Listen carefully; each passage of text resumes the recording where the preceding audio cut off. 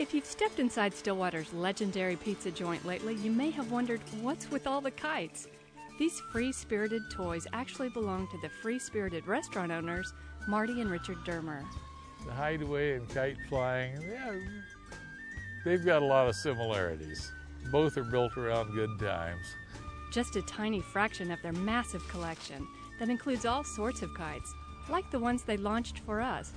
Just look at this fantastic flying arch, or this humongous flow-form kite. That's the biggest kite in the state, I'm sure. That's the biggest kite we have. It's huge, with 450 square feet of lifting surface. Flying on 1,800-pound test rope.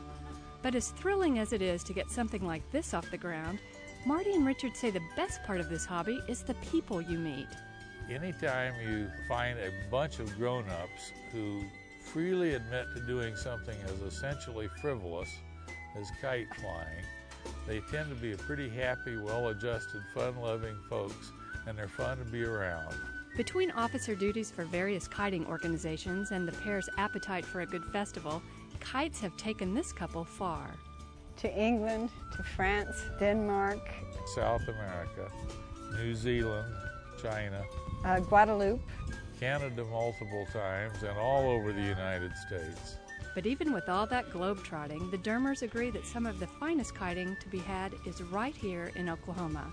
There are some really good spots out by Lake Hefner in Oklahoma City, as is a huge soccer complex on East Tulsa out at 43rd and Garnett. Plus, Oklahoma boasts lots of great kite flying festivals. So passionate are these two about the positive effects of kites that they spend lots of time at schools teaching kids to make kites.